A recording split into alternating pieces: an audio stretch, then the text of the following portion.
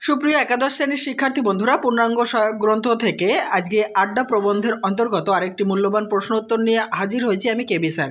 এর আগে আড্ডা প্রবন্ধ থেকে যে সমস্ত প্রশ্ন উত্তর আলোচনা করে দিয়েছি, যা তোমাদের সেকেন্ড সেমিস্টারের জন্য ভেরি ভেরি ইম্পর্টেন্ট, সেগুলি দেখার জন্য আমার চ্যানেলকে সাবস্ক্রাইব করে নাও। আর আমার চ্যানেলের প্লে লিস্টে একটা ফোল্ডারে তোমাদের দ্বিতীয় সেমিস্টারের যাবতীয় প্রশ্ন উত্তর আলোচনা করা আছে, সেগুলি দেখতে থাকো।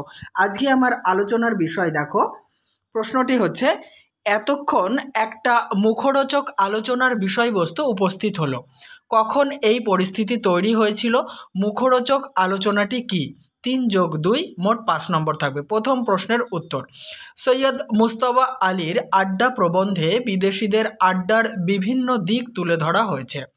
প্রাবন্ধিক কাফে দ্য নীল নামক যে স্থানে প্রতিদিন আড্ডা দিতেন, সেখানে নানা ধরনের মানুষ উপস্থিত হয়ে নানাভাবে আড্ডা দিয়ে সময় কাটাতেন।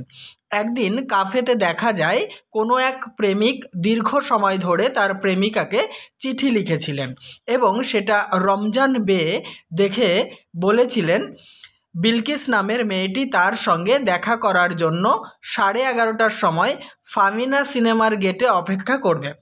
রমজান বের কথা শুনে প্রেমিকটি অনাবশ্যক চিঠি লিখেছেন ভেবে রেগে যান।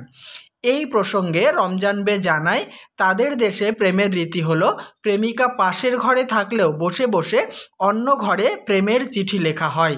এই প্রসঙ্গে কাফেতে আড্ডার ক্ষেত্রে এক মুখরোচক বিষয় চলে আসছি পরের প্রশ্নেতে। পরের প্রশ্নের উত্তরটি দেখে নাও। এই ঘটনার পরে কাফের সকলে প্রেমপত্র লেখার বিষয়ে নিজেদের মতামত প্রকাশ করতে শুরু করেন। প্রেমপত্র লেখার সময়, অসময়, মৌকা বেমৌকা, কায়দা কেতা সম্বন্ধে আলোচনা জুড়ে দেন।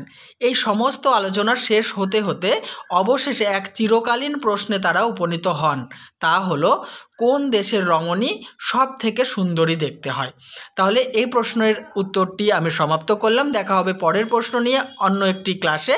ততক্ষণ আমার চ্যানেলের ইউটিউব প্লে লিস্টটি ফলো করতে থাকো।